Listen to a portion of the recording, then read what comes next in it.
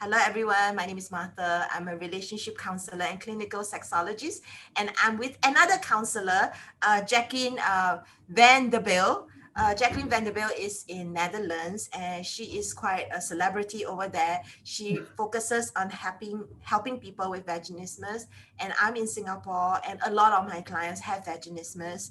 And in the previous videos, we talked about who we are, what we do, and in the second video, we then talk about her treatment of clients with vaginismus. In the third video, I talked about my treatment roughly with clients with vaginismus. In this video, we want to talk about beyond vaginismus. So Jacqueline, any thoughts, insights?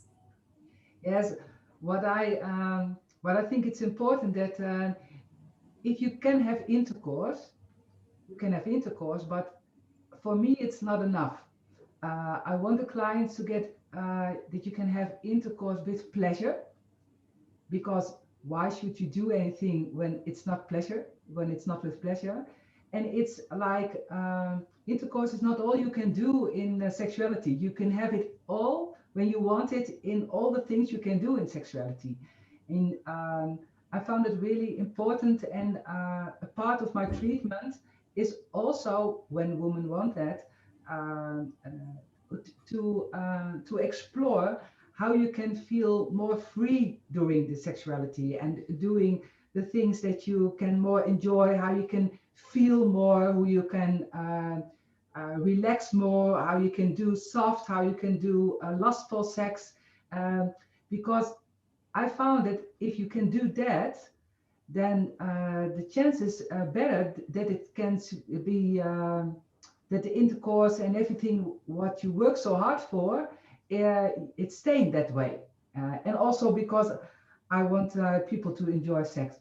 Yes, I want them to enjoy sex. So Yeah. many years ago, when I first started my practice, had client who overcome vaginismus, tick the box, and then something did not feel good in my body. Something was wrong. I could feel it in my body, and I didn't know what it was. And I thought about it and thought about it, and then I realized this: my client overcame vaginismus, but my client still thinks of sex as a burden, and my client does not like sex, and was leaving my sessions with her goal. Her goal was overcome vaginismus. But for me, as a fellow woman, not just a practitioner, I felt like I failed.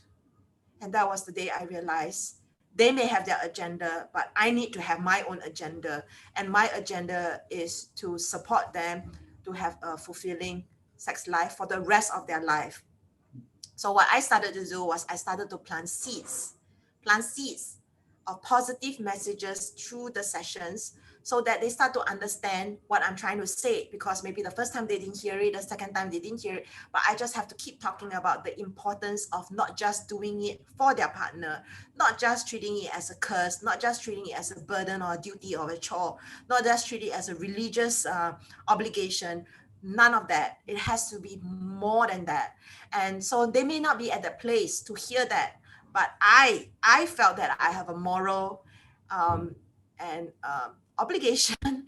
I just want them to love sex because I love sex, and I just can't imagine anybody not really owning that part.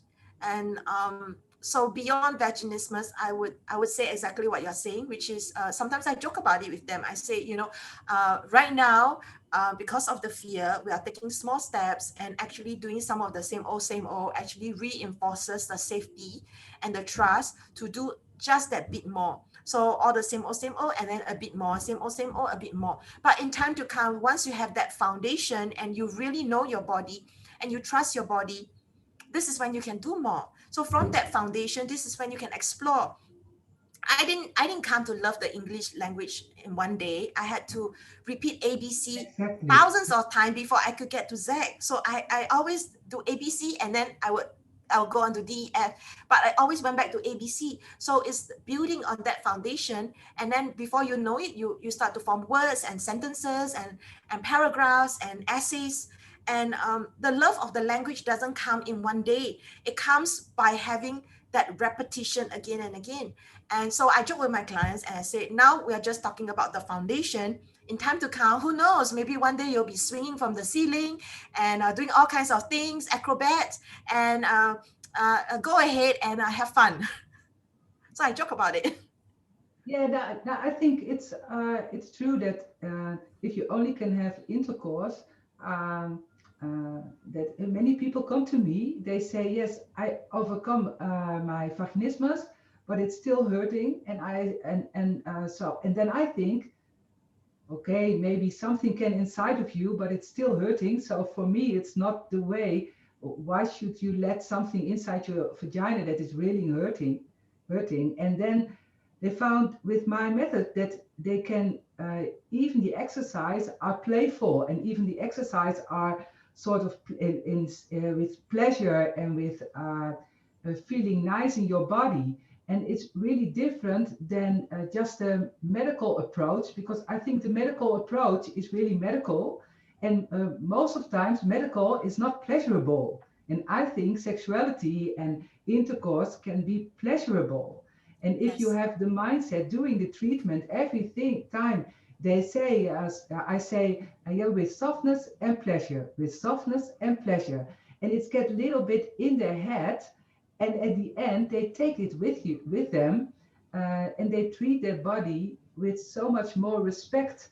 And also what you say is about what you the step by step, that you cannot some women want to go really fast, and I say, just like you, what you said, I said to them, yeah, if you want to run the marathon, you cannot do it in one day.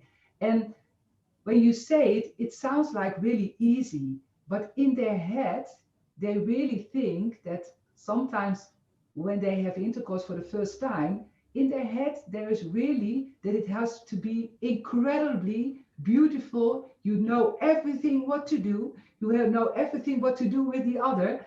It's an incredible feeling. But to be honest, I tried to run for about 1 kilometer, and it didn't succeed really well the first time. So the same with sex, it can be nice, it can be intimate, it can be lovely, but you have to Small learn and steps. explore what is nice, as also in sexuality. And I think that's not only Yes. for women with vaginismus, it's also for all the women or all the men also. And it is not like it's like this and we do it like this and we do always like this. You can explore in little details how you feel doing just something else, or a different place, or different position. And for me, you don't have to hang on the lamps or everything. You can do it also small and nice, but you can do with um, uh, because you want it, because you want it not. And some people say to me, some women say to me, yes, when I'm angry, I don't give sex to my husband. And I say, that's really sad, because then you don't have sex also. And then they look at me and they say, yes, but what can you do to feel more enjoyable about sexuality? And that I found out that many women with vaginismus who go this road, also me, before I overcame it, then I enjoyed sex. I did all kinds of things, a little bit because I want to compensate the thing I could not do. But I found out everything what I found really nice. So many women with vaginismus have all spectrum of things they can do, and also the communication between the partner and the woman is many times really well, because they have to talk so much about this problem and how to solve it, and speak with different details how they do it.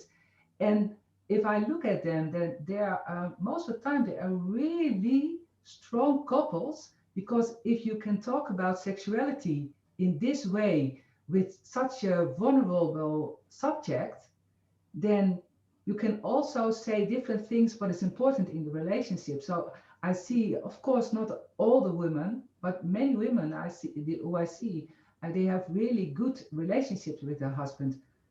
also because they have to talk about it. Yeah. So you are talking about the intimacy of talking about these things and being really vulnerable. So there's so many things in my head what to say, um, that I forget. I forget what I wanted to say. Um, it's it's not easy to open up themselves when they have the fear, and also sometimes the personality of procrastinating. So I look at why vaginismus goes on for some time.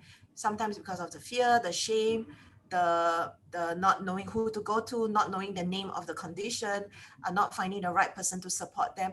Also the personality of the person to not take action. So the avoidance personality, and it's so important. This is the reason why it's so complicated, and to seek help, because people who are already finding it challenging, if they don't have the support of their partner, it's just going to be even more challenging.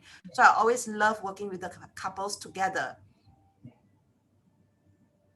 Yeah, and um, some people ask me from why it's so difficult for people to ask help. I say yes, if you cannot do something like intercourse, if it's not succeed and you feel so full of shame, but also you cannot imagine that there is a possibility that it is possible to have Yeah. intercourse. So in their head, it's really strict, Jacqueline, you cannot have intercourse. And for me, even when I met my husband, I said to him, yes, I have vaginismus, nothing can get inside of me. And then Yes. he said to me, okay, um, then we have to see what you need uh, to open up. And I said to him, no, you don't understand. Nothing can get inside of me. Yes, I understand, but we need to see what you need. And that was one of the most important changes in my head. Instead of saying all the time, I cannot have intercourse, nothing can get in my vagina, it changed in what do I need to open up.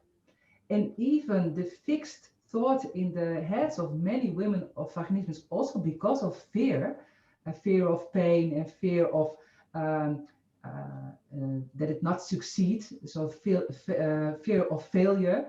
Um, if you change a little bit that kind of thing in the mind of the woman, and the steps succeed, the little steps succeed, they get some hope. And that is so important for the woman, that they found out, okay, I could not get a finger inside of me, I could not open up for it.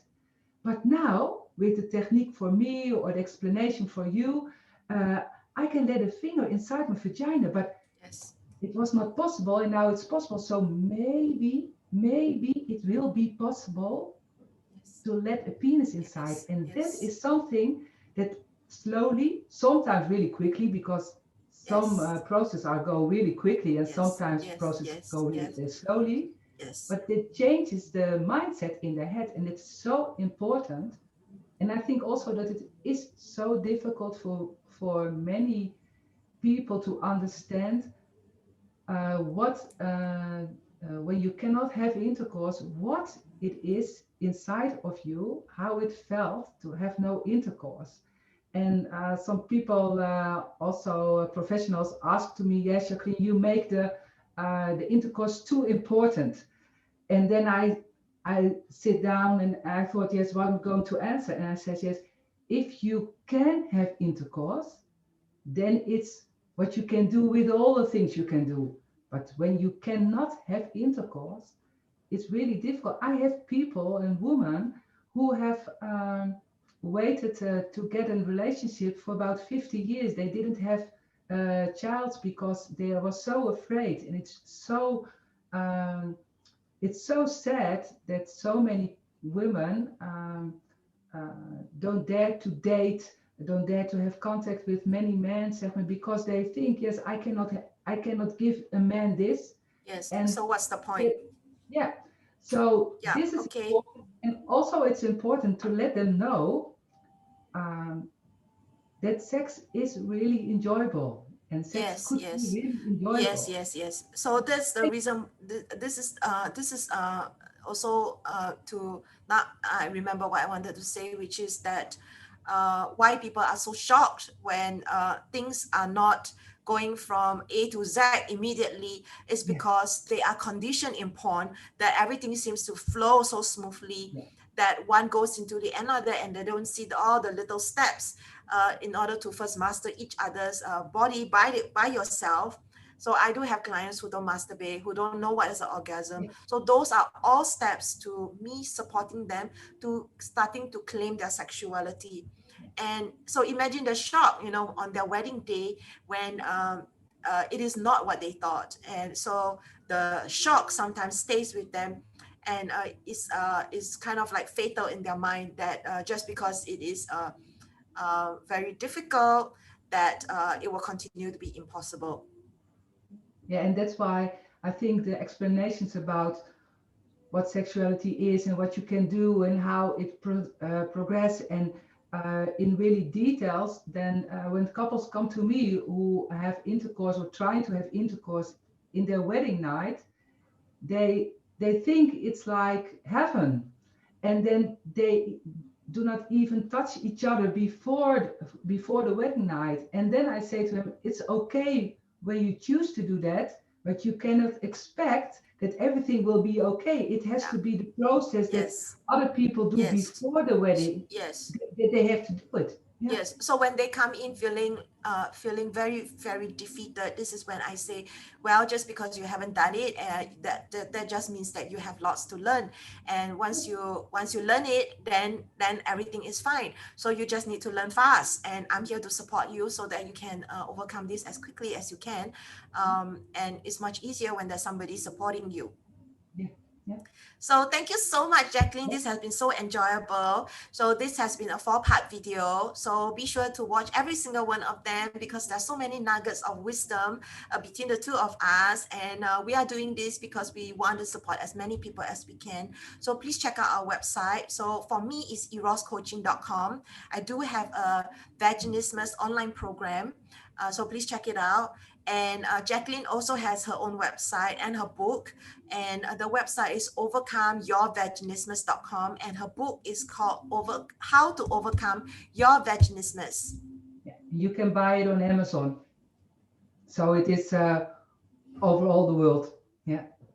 Great. So thank Thank you you. very much for the opportunity and to share our experience. It's really nice, Thank you. and that together we can help a lot of women to have a great sex life. Yeah, definitely we'll stay in touch for sure. Yeah. Okay. Bye. Bye.